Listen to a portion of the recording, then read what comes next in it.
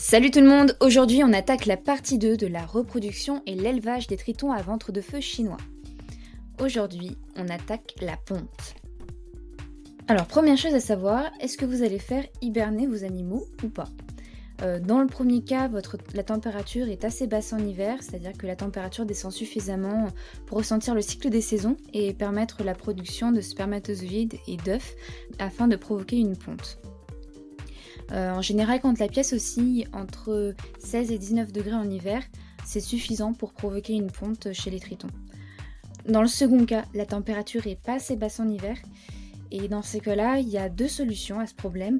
Soit vous mettez vos animaux 6 semaines dans le frigo maximum, soit alors vous leur faites passer l'hiver dans un terrarium à l'extérieur, de l'automne à la fin de l'hiver. Alors normalement 6 semaines c'est suffisant, mais bon, si vous pouvez leur faire un cycle complet, c'est quand même mieux, jusqu'à peut-être février.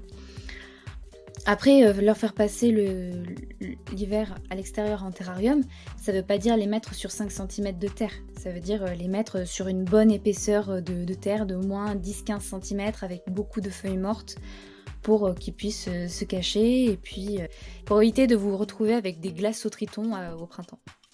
En ce qui concerne la parade, je peux pas vous montrer une de mes vidéos parce que j'en ai jamais vu dans mes aquariums. Par contre, j'ai trouvé une vidéo sur internet que je vais vous montrer. C'est des tritons ponctués, mais ça marche aussi pour les tritons à ventre de feu, c'est presque pareil.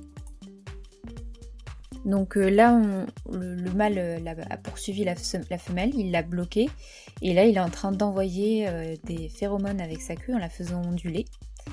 La femelle va le suivre, et une fois que la femelle le suivra bien, le mâle va faire demi-tour, déposer une poche remplie de semences qu'on appelle spermatophores, et ensuite il va amener la femelle au-dessus de la poche pour qu'elle puisse l'absorber par son cloaque. D'ailleurs là, le petit truc qu'on voit qui dépasse du cloaque de la femelle, c'est très certainement un spermatophore plus ou moins absorbé. Maintenant, vous allez devoir détecter une ponte. Alors pour détecter la ponte, c'est pas forcément simple parce que les femelles enroulent bien leurs œufs dans les plantes. Elles les enroulent dans les feuilles. Donc vous allez devoir avoir l'œil. Donc là on a un petit exemple, donc on a eu 2 photos et puis là il y a un exemple d'une petite vidéo où je zoome et c'est vraiment pas simple de le voir.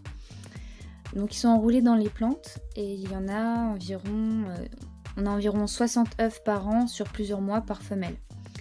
Donc ça veut dire qu'en gros une femelle va pondre 1 ou 2 œufs par jour et parfois 3-4 si elle a bien mangé par exemple.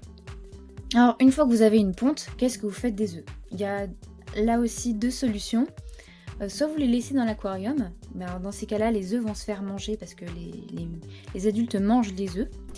Donc vous aurez peu, voire pas de jeunes, mais d'un autre côté, il n'y a rien à faire s'il y en a qui arrivent à sortir de l'eau. Donc ça peut être bien pour des gens qui n'ont pas forcément envie de les élever ou qui ont juste envie d'en élever quelques-uns, pas beaucoup.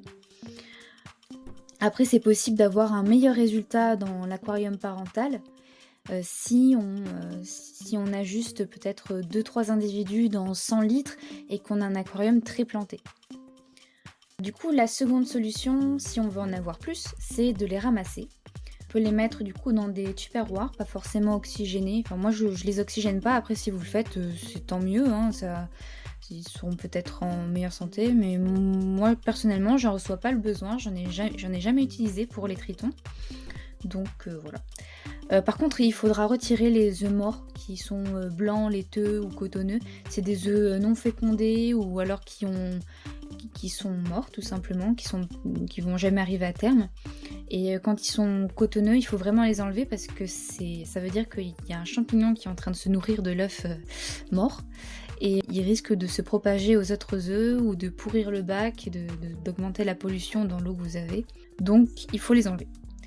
Et l'éclosion a lieu au bout de 3 semaines à 20 degrés environ.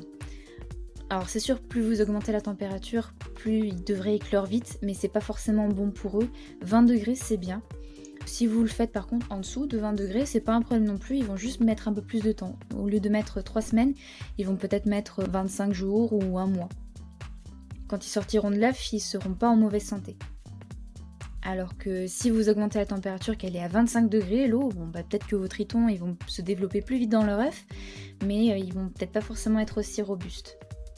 Et voilà, c'est tout pour cette vidéo. Je vous retrouve dans la prochaine partie qui parlera de l'élevage des larves.